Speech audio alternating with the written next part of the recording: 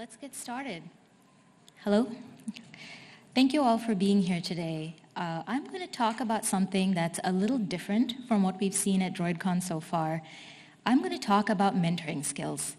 And these are the skills that can really start to become a hurdle the further on you get into your career.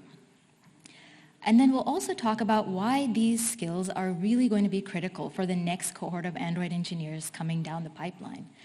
So if you're an engineer curious about mentoring, or maybe if your job requires you to start mentoring, or if you manage an Android team or hire for Android, this is going to be a great talk for you. If you don't know me, my name is Sumayyah Ahmed. I've been making Android apps for almost 9 years. That is a long time. And I'm not working anywhere at the moment, but for 5 years until 2021, I was at Comcast in Philadelphia. And I worked with a large engineering team as a senior engineer, spent a lot of time filling in knowledge gaps for other engineers. And throughout that time, and even now, I work a lot with people just getting into Android. But my mentoring story actually starts way back in 2013. And this is the year I actually built my first Android app. And we all know this is maybe like 5 years after Android was really launched as an OS. It was very rough around the edges for a new developer. You know, we didn't have a lot of support or tooling or recommended patterns or design. And I'm glad Chet Haas is not here to hear me dissing his work right now. But it was a wild west in Android. And as you can see, this is a snippet of my code from 2013. It's beautifully formatted. What it's actually doing is it's running an async task inside the main activity. I hope everyone just cringed because this is awful. But that's just how we rolled. This was probably completely acceptable, and you could upload this to the Play Store back then. Gradually, thankfully, it didn't stay like this. A couple years go by, and I start reading a lot more online blog posts. I start listening to fragmented podcasts. I learned about this thing called retrofit, so I'm no longer having catastrophic crashes in my application. And Google starts to get more involved. You know, we finally get material design, although we're still using linear layouts to do it in. And fast forward to now, so the years from 2015 onwards have been years of really big change in Android. So my team and I at Comcast, I started working on these really large, complex apps at scale. And we quickly moved into the realm of work that was not close to being covered by documentation. I'm talking about things like modularization and migrating to Kotlin, moving from retrofit callbacks to RxJava for a few years, and then to Kotlin coroutines. And we started with this MVP-ish architecture, then to MVI, which I think we started learning about from Hans Dorfman, honestly. And then to the official MVVM architecture. And even though Google was catching up, a lot of this work was really community-driven. So it was me and my team figuring this out as we built it, learning from engineering blogs and conferences. And as you can see, there's a common theme here. And the fact is that by necessity, Android has had a really, really robust community of support from the very beginning. And that's that community that I credit with mentoring me throughout my progress as an engineer, because without that, maybe I wouldn't have lasted this long. I'm not just talking about formal mentorships. I've had maybe 1 or 2 of those in my entire career, but 90% of the stuff that mentored me was my teammates. So people senior to me, people junior to me, a lot of my peers, I consider as mentors. There were online resources like Stack Overflow and YouTube and blogging platforms like Medium. And as flawed as these are, often these were the only places I could go to find specific answers. There were conferences like DroidCon, companies like Square and JetBrains that were actually releasing the support libraries and tooling that Android developers needed. And much later, Google itself. So along the way, as I accumulated this experience and made catastrophic mistakes and learned from them, I started dispensing a lot of the knowledge that I had gotten along the way. And that's what I consider mentoring. And I'm guessing that's where a lot of you are right now. We have the knowledge, we have the experience, we've all done the work. And the next step is where do we really get started? How do we officially step into mentoring from here? And that's where this talk actually comes in. So for the next 30 or so minutes, I will not talk about everything to do with mentoring because we'd be here forever. I'm going to focus on something that I haven't really heard much about, and that's how every engineer at every level can start developing these skills that are really honestly critical to moving our career forward. And because these skills are so critical, I'm going to spend time getting tactical. We'll talk about how to find mentees, how to find real topics to mentor on that's going to make a difference, and how to get career benefits out of it. We'll also talk about why this is going to be so critical for the new generation of Android engineers, why it matters for Android in particular, and that's really going to be good for us because we'll talk about how to start broadening our own personal impact across the industry. But I'm going to start with a really fundamental topic that I think is going to be the most important from this talk. We all have something to share. Because of the way Android has developed, every engineer that's worked on something fairly complicated probably knows something that's not out there online. That makes you a knowledge repository. That makes you a potential mentor. And that's really all it is. Just having some knowledge or experience or a fix or a solution to share, or even a story. And let's be honest, we really need it for career growth. If we start looking at job descriptions for senior level engineers or staff level or above or people leadership, there's two words that keep coming up: influence and impact. So as engineers, we're expected to not just be technologically sound and subject matter experts on Android and domain knowledge experts, we're also expected to start mentoring and influencing. We're expected to raise the bar for people in our teams, people across a lot of our teams, across organizations, sometimes across the whole company. And mentoring becomes a big part of that. Mentoring can really move an engineer from someone who has influence in a single team to somebody who can influence many people within a company.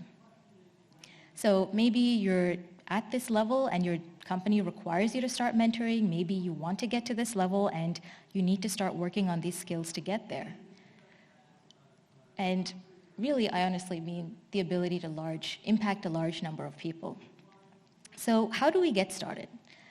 We could wait for someone to come up to us and say, hey, I like you, I really admire you, will you be my mentor? This honestly probably will not happen. That's maybe happened to me twice in my entire career. And it's a shame because that's really where a lot of online resources focus. They tend to assume that you already have this relationship established, but it's not going to be very likely this is going to happen. So let's not rely on that. Let's actually start by redefining what we think of as mentorship. So this picture is, our typical mentoring relationship, or what we think of it. It's this formal, one-on-one, up-down learning relationship where a senior person takes a junior person under their wing and teaches them everything they need to know and maybe crafts a learning plan for them and checks in with them regularly. This is very typical of a lot of mentorship programs that's available in a lot of companies. These are great, but they're very limiting. Very often, you can't qualify to be a mentor unless you're at a certain level. And this means that your pool of available mentors is that small number of senior people. And also, you're limited by their time and availability. So let's not rely on those. Let's talk about the kind of mentoring that's not necessarily formal or one-on-one or up-down, just simply learning relationships. And for that, I want you to look sideways, look laterally, look around you. All of us work in teams already. We have other engineers that we work with on a daily basis. These people are a great resource. We have these relationships already built in. And really what I'm talking about is very simple. I'm talking about peer mentoring. utilizing peers as a network of learning and teaching opportunities. We have these relationships built in. We have trust. We have a shared context. We have channels of communication open already. It's much easier to start mentoring laterally than it is to start developing up-down relationships from scratch. So what does that really look like? And remember that we defined mentoring as not this, big responsibility where you're responsible for the development of a single junior engineer's career. We're talking about knowledge sharing. And in that context, we've probably all engaged in peer mentoring before. I mean, think about onboarding. That's the classic example, because levels don't really matter here. It's just old engineer brings in a new engineer and shows them, hey, this is our code base, this is how it works, this is the context of our technical decision making, these are the people to use as resources. Just everything they need to know to make that transition into a new team easier. That's peer mentoring. Other examples could be just distributing knowledge on a new library or framework or architecture. It doesn't even have to be this one-on-one. It could be a whole group. It could be one engineer creating or facilitating learning groups for one-to-many or many-to-many learning. So things like study groups or presentations or brown bags. And the great news is a lot of companies have these available. So the buy-in for these is actually going to be much lower than creating them from scratch. And note that you don't have to be a senior mentoring a junior. Let's take a hypothetical junior engineer for our example. Let's say that this junior engineer makes themselves an expert or just comfortable with a tricky topic, and say that tricky topic is writing unit tests for coroutines. That's something that people still struggle with. It's definitely not a beginner level topic. So say that our junior engineer learns deeply about writing unit tests for coroutines, gets comfortable, gets fluent. Say that they start doing presentations or tutorials on this for the rest of their team. Say that they start pair programming with their team members so that they also gain this expertise. That is peer mentoring, and that is absolutely a form of mentoring because they are raising the knowledge bar for the rest of their team. And really the key difference between helping people one-off and mentoring is to do it consistently and regularly from some deep area of knowledge or expertise. And honestly, it's also much easier to engage in peer mentoring when you're not already in a position of official authority or a senior engineering position. This is something that I started doing quite early in my career, but I started hitting a roadblock, and that's thinking, what can I teach? So if I'm engaging in peer mentoring, I'm dealing with people who are at my level. Everybody's competent, everybody's smart. There's a reason we're all at the same level. So what can I teach them? What particular expertise do I have that they don't? And the key to overcoming this is to really look at your team and find the knowledge gaps. Look around and figure out how is knowledge processed within your particular team or within your organization. How does it accumulate? How is it disseminated? Through which people and which channels? What is that gap between the technical needs of your code base or the future technical needs of your code base and the current skill set of the team that you have right now? And that's a really critical thing. Take a look at the team that you have. Do you have a large number of new hires? Do you have a large number of very junior people? Or is your team very heavily weighted towards senior people who are expected to be more independent domain area experts? All of these are going to affect how your team processes knowledge and technical expertise and how they tackle the technical needs of your code base. Let's take an example. Let's talk about Compose. Compose is definitely new.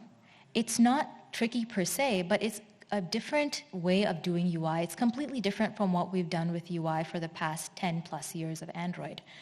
So in our example, let's say we have a hypothetical team. Who's going to start learning Compose? Who's going to start writing their code in Compose? Who's going to figure out how it works behind the scenes? And who's going to become the subject matter expert? who's figuring out how to write compose in an existing legacy code base? Very often, what we run into in this case is the institutional knowledge problem, which is a small group of your senior-most people becomes burdened with the learning and teaching of something new. So in our example, this could be your senior-most people start learning compose, they become the team experts on compose, and then it's sort of assumed that they're going to start helping the rest of the team accumulate that knowledge as time permits. And really, this isn't great for anyone, because it means that your senior people are the only people that can handle complex work. The rest of this team gets locked out of that knowledge, gets locked out of the work that's going to progress them in their career. And honestly, this is going to slow down the whole team if your goal is to get to a place where your code base is in compose. This is a great opportunity for peer mentoring, honestly. There's that gap that we talked about. There's your technical skill set that's needed, fluency in compose, and the current skill set of your team is maybe 90% of the people on your team haven't had a chance to build competency in compose yet. That's the opportunity to start building bridges. Once you've identified the gap, you can start building knowledge bridges. And this sounds like a very fancy word, but honestly, it could be as simple as a learning group, a consistently meeting group where engineers from the team get together, learn compose as a group, answer questions, figure out how it works behind the scenes, do refactoring, discuss plans for refactoring code in compose. And what's actually happening here is this bridge building is allowing knowledge to flow through the team faster. Instead of relying on 2 or 3 people to be these knowledge disseminators, the team is collectively up-leveling their skill and up-leveling their knowledge. And that engineer who's facilitating this is actually creating these bridges, improving team productivity, improving team efficiency. You're in fact letting all engineers participate in complex work that's going to move their careers faster. And it also reduces a lot of the burden on your senior people because they no longer are stuck with the work that no one else can handle. And that's real impact.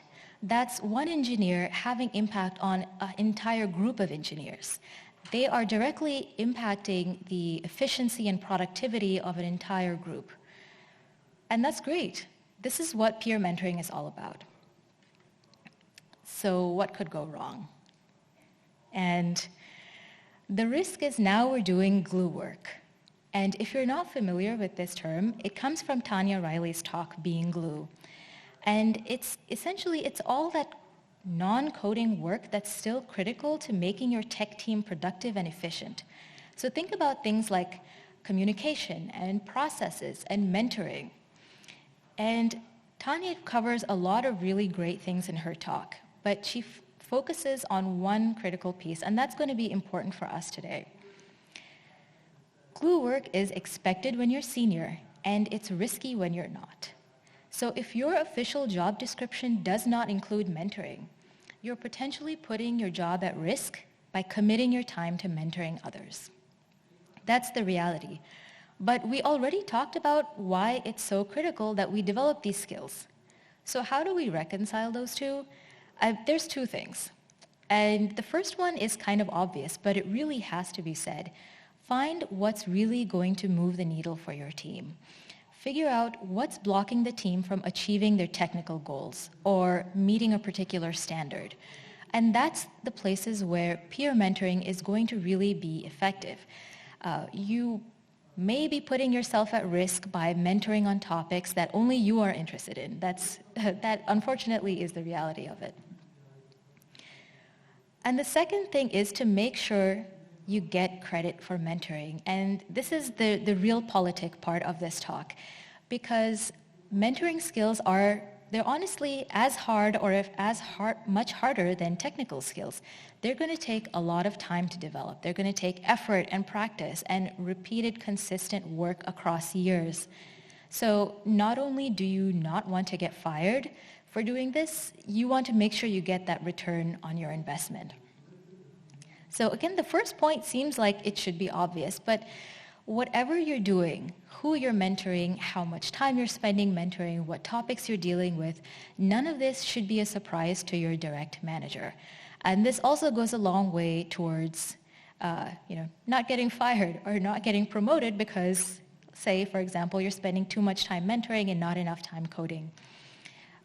And also, it really helps to define mentoring work in terms of the impact and results that you're having. This can be tricky because mentoring, like other soft skills, is kind of nebulous when it comes to measuring and metrics.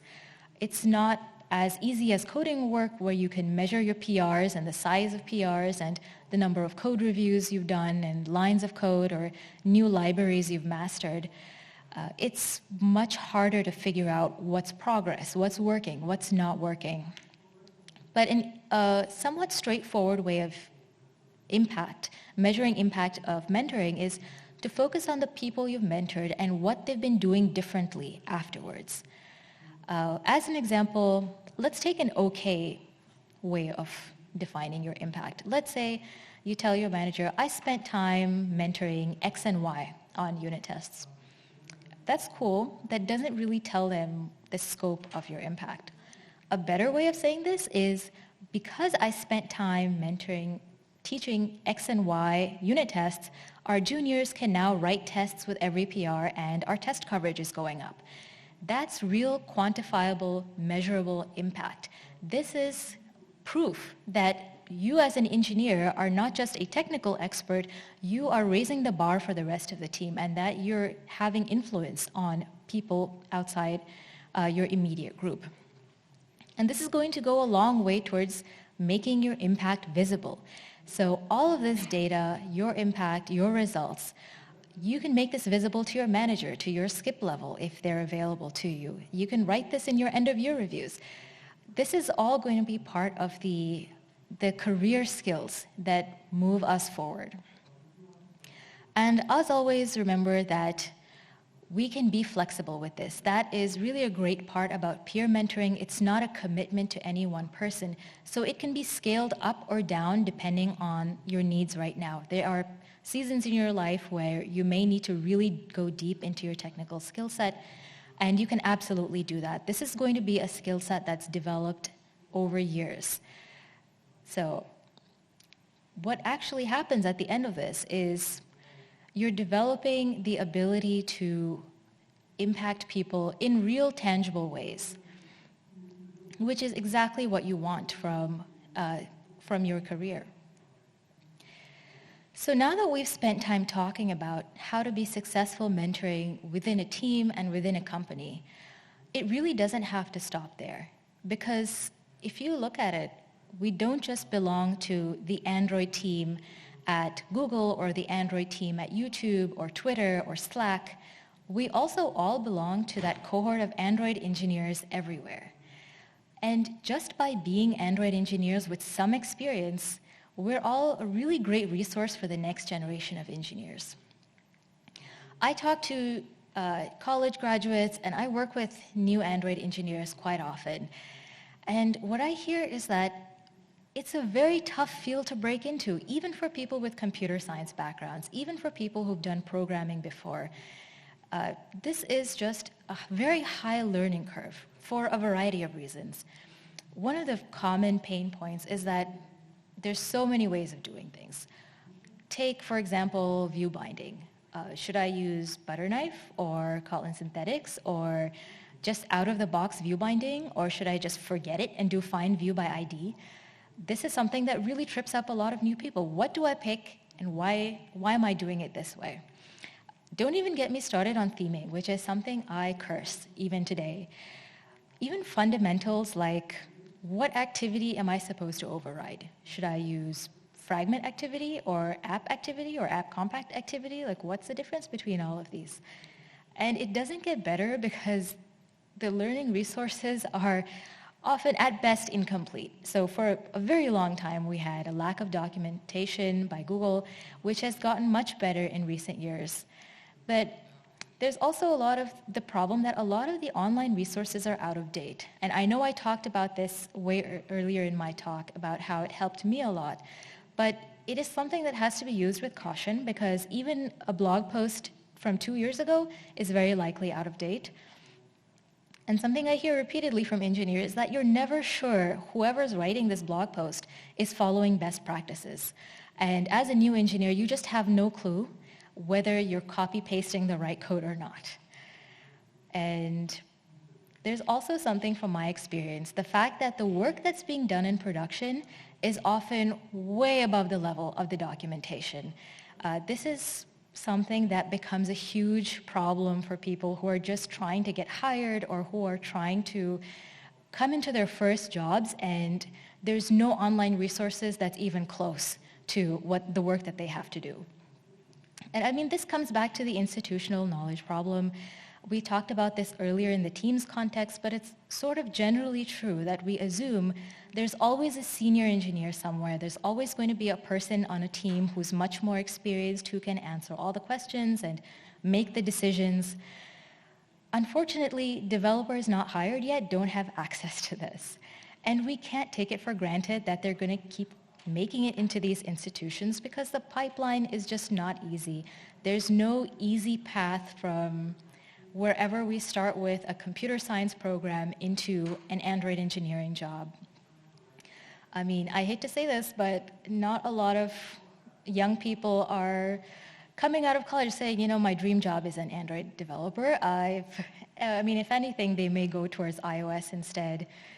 And realistically, if you look at Android teams today, the people coming into Android development are coming from places like web development. They're coming from boot camps. They're coming from product and other departments, as well as computer science programs.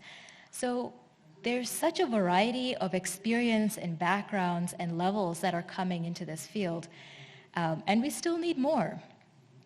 All of this makes mentoring not just optional, but really critical and necessary towards shoring up that pipeline where it's weakest. So that's all great news for us because that means that as people with some experience, we have the potential to start making impact across an entire industry. And the best way to do that, I found, is to focus on wherever people go for help. And those are local meetups like GDG and other local tech meetups, local tech boot camps. These are places where new engineers, new Android engineers go to for guidance and support and help. And there's online communities. There's DroidCon Online. I work with Women Who Code. These are all places that are very low bar for entry and where we can have a really huge impact just by answering questions. Write blog posts, speak at conferences, make YouTube videos, whatever works for you. All of this is, however, going to require deliberate effort on our part. We are not in a context where we see people every day.